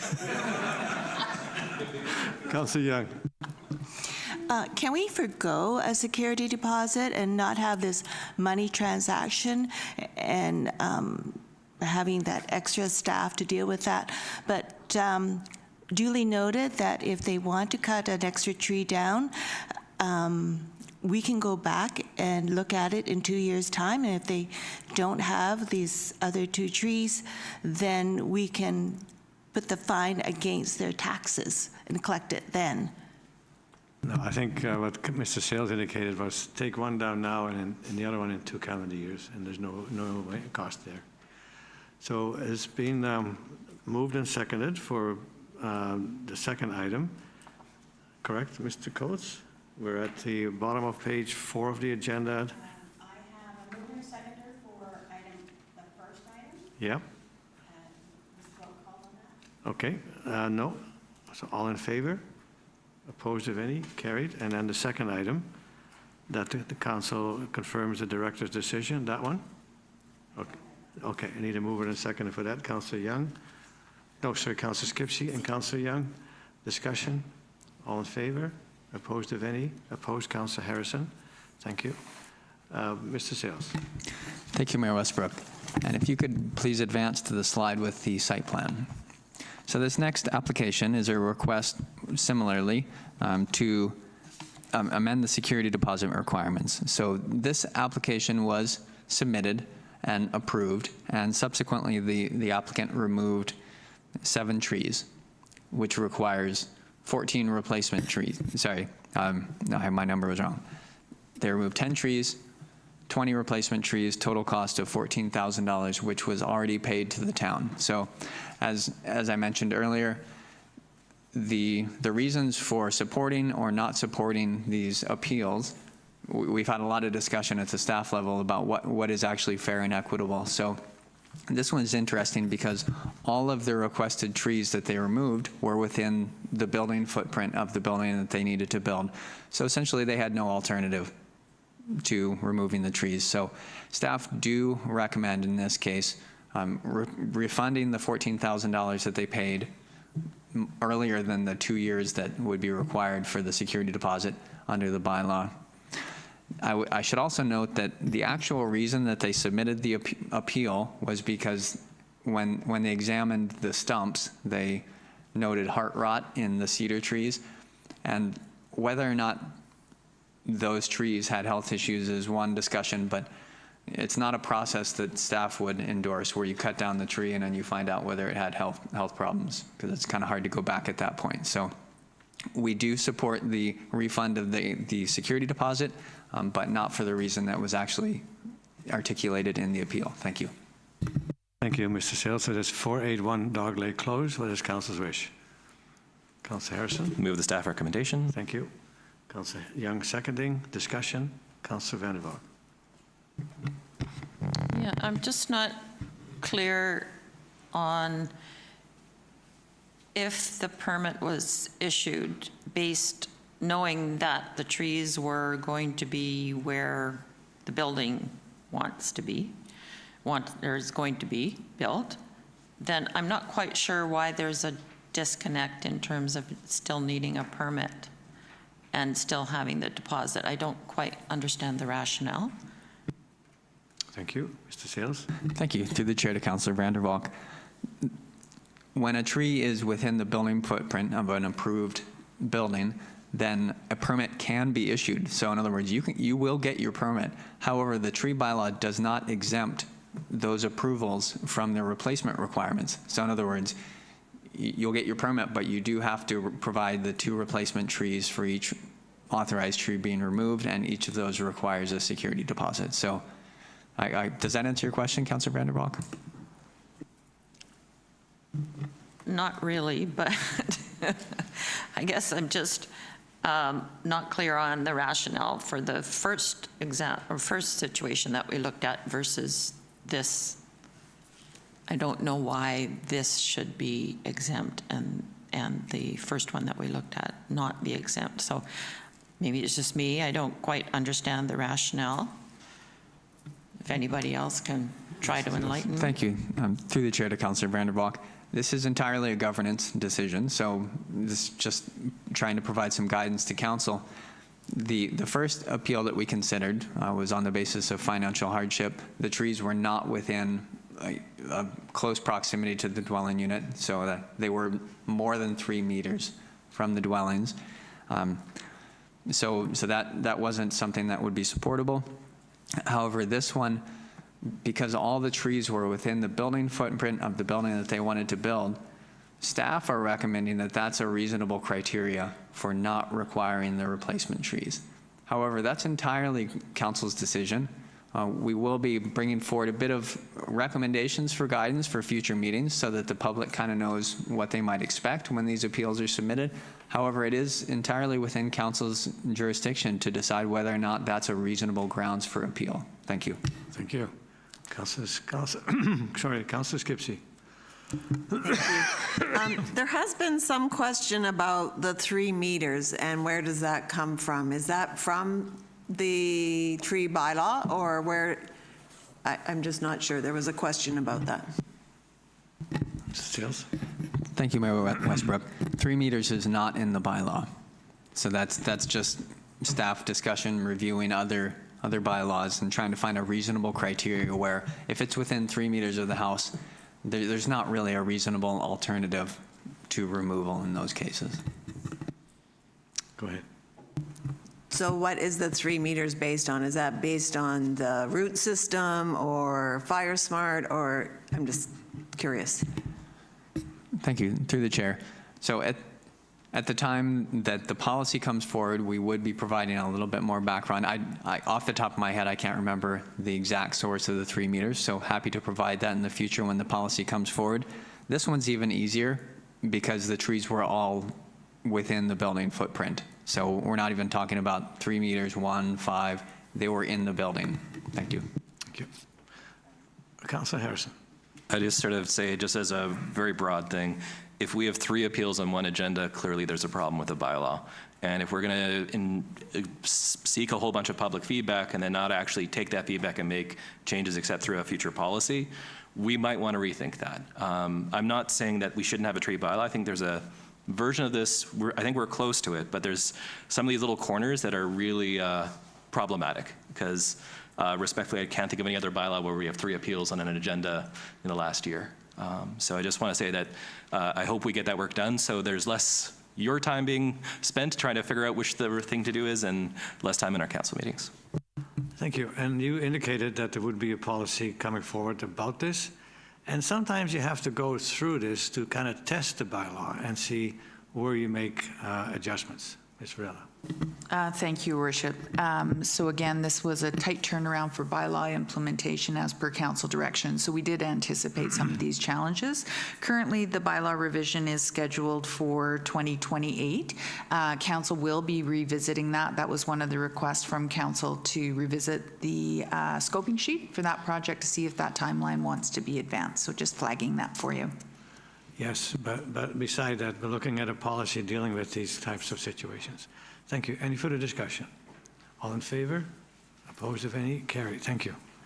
Mr. Sales? Thank you. The third tree appeal is a little bit different because it addresses trees that are on town-owned land. Next slide. This is hard to read on the screen, but hopefully you can see it in your package. So there is a new house constructed at 363 Hoy Lake Road, and this property has 2 frontages. On the north side of the property, there's a laneway, and that's their primary access. On the south side of the property, they currently have a second driveway, which is on the east side. However, with the reconstruction of the house, they would like to add a driveway on the west side of the property so that the vehicular connection north-south is continuous. So they approached the town and they requested authorization to construct the driveway and requested authorization to remove the trees that are on town land so they can have the new driveway, the third driveway. Next slide. This is a simpler diagram of what you're seeing here. I would note, though, that house that you're seeing on the aerial photograph is no longer there. So there's a new building there, but this is what the aerial photo that we had at the time was showing. So this shows the existing driveway to the laneway on the top of this diagram, the north side, and the proposed driveway, which would be directly aligned with that access, and then the existing driveway on the right side, the east side of the property. So this, I mentioned at the start of that this tree appeal is different than the other 2 because it is actually respecting trees on town-controlled land, town-owned land. So the town does have a policy that outlines the conditions under which trees can be removed on town-owned land. So, for example, if they're dangerous or they're too close to someone's house or they need a driveway to access a building that's been approved through a building permit or other development approvals process. So this application for tree removals didn't meet any of those criteria, and so staff refused it. And so the appeal before council is today that they're not satisfied with the staff decision to not allow the removal of these trees to permit a third driveway. And the staff memo does articulate some of those reasons as well. Thank you, Mayor Westbrook. Thank you. Any questions, comments? Move the recommendation, seconded. Councillor Vander, Valk, discussion. Councillor Harrison. Just because we don't have the actual current building from what you described, are they proposing then to essentially have a new driveway that is a better access for the new building that's on the property? Because what I'm thinking is that the only other alternative would be we say, fine, but you lose the existing driveway, right? You want this new one put in? Fine, we'll plant trees where the old one was. But I don't see why they'd have three. That doesn't make any logical sense to me. No. So is that something where it's a huge imposition, just because, again, we don't have the new house, so it's hard for me to judge? Mr. Seals? Thank you, Mayor Westbrook. So the outline of the new house is on the previous slide that we were looking at. It's kind of hard to read there, but the house is constructed and they do currently have access. So the garage is actually facing west. So you come in from the laneway and you turn into the garage. The intention, as I understand it, with the new driveway is so that you could potentially pull straight through next to the house, from the laneway out onto Hoy Lake, so those two driveways align. But they do currently have access to their driveway, to their garage. Just additionally, too, for the public's benefit, our OCP does specifically say we want to have laneway access for homes. Thank you. So, Ms. Coates, was this moved and seconded? Yes. Thank you. Councillor Young. In our report, we also have their arborist report. So will we do anything about the hazardous trees that are indicated should be removed, and also the pruning suggestion? Mr. Seals. Thank you, Mayor Westbrook. So the request to remove the trees, if council doesn't approve the appeal, we would still consider those other requests. So for example, if they're requesting to prune, or if there's a tree that's dangerous, those authorizations can be made in accordance with the policy. It's the removal of the entirety that isn't supportable by the policy. Thank you. All in favor? Opposed, if any? Carried unanimously. Thank you. Municipal operations. Mr. Watson? Thank you. Thank you, Mayor Westbrook. So the first memo here is related to the Highway 19A AC Watermain deactivation and RFQ award. I'll give you a little background on that project. On Highway 19A, between Crescent Road and the Shady Rest restaurant, there are two water mains that run parallel to each other. On the south side of the highway, there's an 100 millimeter AC water main that connects all of the houses along the south side, excluding one. And on the north side of the highway, there is a newer PVC, 200 millimeter PVC water main that connects all of the houses along the north side of the highway. In about 2 years, we are hoping to proceed with a Highway 19A paving project. And instead of deactivating the AC water main at a later date, we'd like to move forward with that project now and make sure that's completed before we have to make trench cuts across new pavement.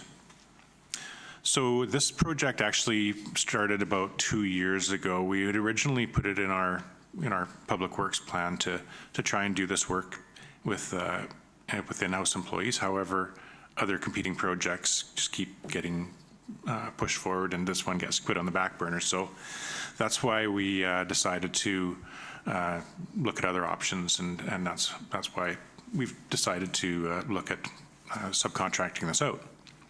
So in the budget for this year, there was only $75,000 allotted for this project, but we were intending to this be a multi-year project, so we were going to ask for more money to continue on with that for future years. But if council approves this, we'd like to just move forward with a subcontractor and complete the project and abandon this aging AC water main before it causes any problems. So in August, we had the project go out to tender. We had it was an invitation tender, went to 5 contractors, and we received 5 bids. Luco Contracting came with the lowest price of $223,240, and the highest price was $377,260. All in with soft costs, we're requesting a budget provision of $338,940. And this includes a fairly significant contingency of $55,000 just in case we encounter archaeological material that causes some delays. So there are 3 recommendations for this project. One, the council directs staff to include an additional budget provision of $264,000 for the project, thereby increasing the total budget to $339,000 for this 2024 fiscal year. And if I didn't mention it before, we were asking for this project to be completed by middle of December before Christmas to try and get it licked up this year. The second recommendation is that the additional budget provision of $264,000 be funded from the Water Infrastructure Reserve for the 2024 budget year.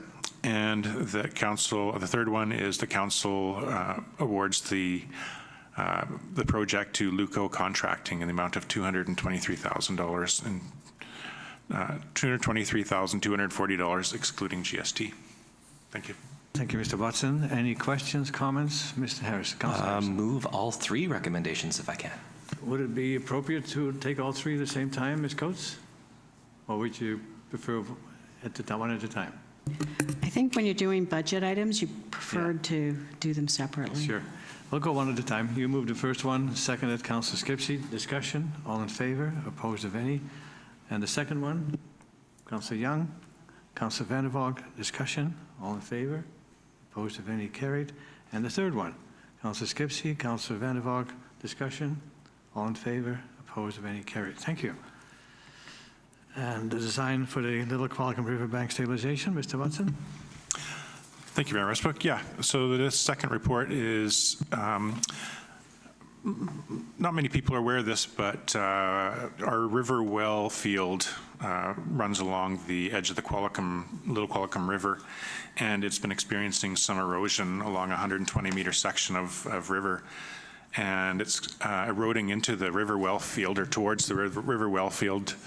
It's been going on for about 3 years, and it has actually caused us to have to relocate one of our fire hydrants closer to the river well field so that it didn't get undermined and washed away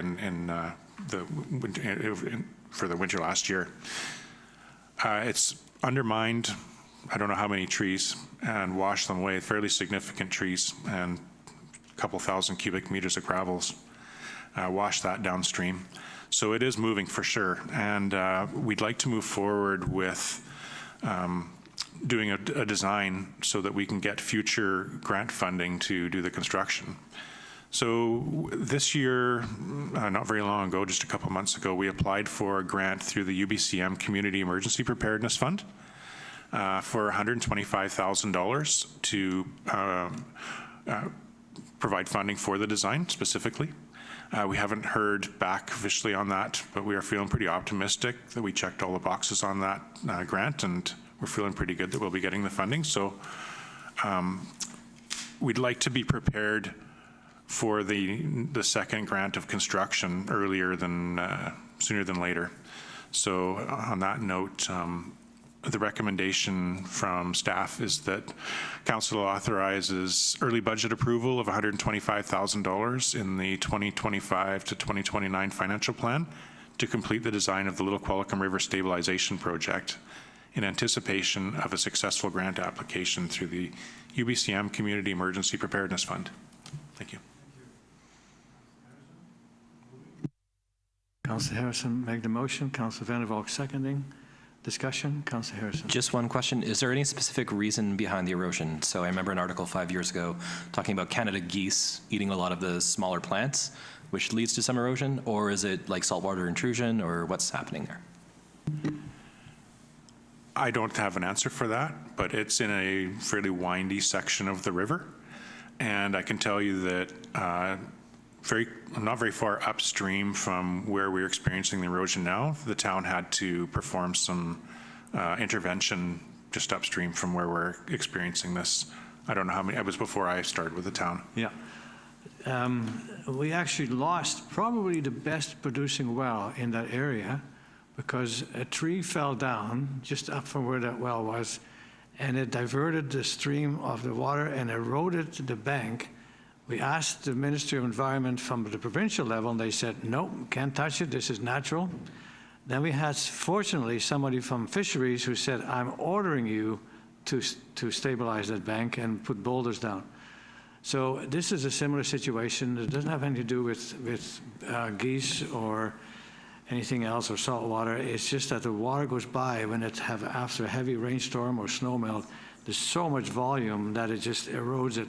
And it's almost scary to stand on the bank because you can see how it's undermining the trees. So this is, I'm almost saying if we don't get the grant, we should do it anyway, because we're going to just kind of lose more by waiting, by writing off these wells. Mr. Dickinson? If I can just build on what you said, it's all exactly, I was going to say that, so thank you. When it did jump the bank, when it took out that one well, now it's moved the river over, and so it hasn't had hundreds of years to stabilize, so now that it's moved, now it's just going to keep eating that new bank where it is now, and it will take out our wells eventually, so the sooner we act on this, the better. So was this moved and seconded, Ms. Coates? It was? Yes, it was. Thank you. Discussion, Councillor Harrison. The only other point then is, given that this is actually vital to our water supply, should we even have the line about expecting the UBCM community emergency preparedness? If we get a grant, great, but otherwise let's get on with it. Because I don't think waiting 4 or 5 years is a good idea. Well, let's just wait till we get the grant. If they say, well, they're going to do it anyway, so you don't get the grant. So we'll just wait. Let's just wait for that. So anyway, it's been moved and seconded. Further discussion? All in favor? Opposed, if any? Carried. Thank you. And Fire Rescue, Chief Cornell. Thank you. I'm before you today to request Councillor authorize staff to apply for a grant for the purpose of partially funding FireSmart and Wildfire Resiliency Coordinator position for 2025 and 2026. This position will support FireSmart initiatives and public outreach for the town of Qualicum Beach. On July 10th of this year, Council authorized the release an announcement of the approval of an additional permanent exempt Assistant Chief of Prevention position to assume the role of FireSmart and Wildfire Resiliency Coordinator, subject to the position being funded through the UBCM CRI 2024 FireSmart grant.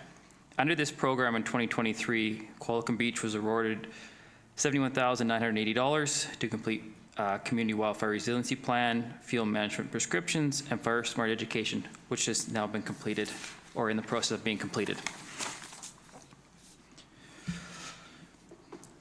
The Community Wildfire Resiliency Plan was brought before Council on June 26th of this year and was adopted, and the 31 recommendations in the action plan were endorsed for consideration in future budgets.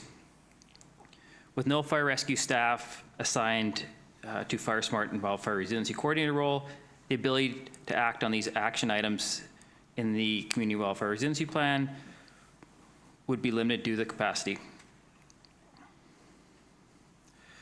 Qualicum Beach does and is required to have a Community Wildfire Resiliency Plan and meet regularly on FireSmart and Wildfire Resiliency Committee meetings. Unfortunately, in order to apply for future grants, we do need a Wildfire Resiliency Coordinator. So this position is required for future grants as well as being supported for grants, to be covered by the grants. If successful in obtaining the grant, the new position will be dedicated 2 days a week to FireSmart initiatives.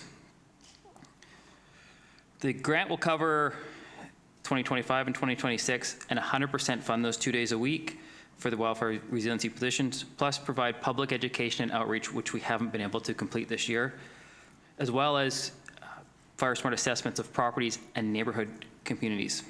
The grant funding will be a total of $79,915.28 in 2025 and $71,577.48 in 2026 if the grant is approved. There will be an implication in 2025 and 2026 to operating budgets $83,750 to cover the other 3 days a week if the grant is approved today. Qualicum Beach is an updated community wildfire resiliency plan. Without a dedicated FireSmart resiliency coordinator, the majority of the items will not be completed with the current staffing workload. The 2024 FireSmart community funding grant application will request funding for 2025 and 2026, like I suggested before, to allow continuity and implementation for 24 months of wildfire and FireSmart resiliency instead of the 1 year that we normally apply for. Thank you. Thank you, Chief. Any questions to Chief Cornell? Okay, I have a motion to the recommendation. Councillor Vander, Councillor Harrison, discussion. All in favor? Opposed, if any? Carried. Thank you. And that concludes our meeting today. Thank you for staying with us, and thank you staff for all the reports. We haven't had a meeting for a while, so a lot of catching up to do. Thank all of you for your hard work. I really appreciate it. And with that, I need a motion to adjourn. Councillor Vander, Councillor Skipsey, all in favor? We are adjourned. Thank you.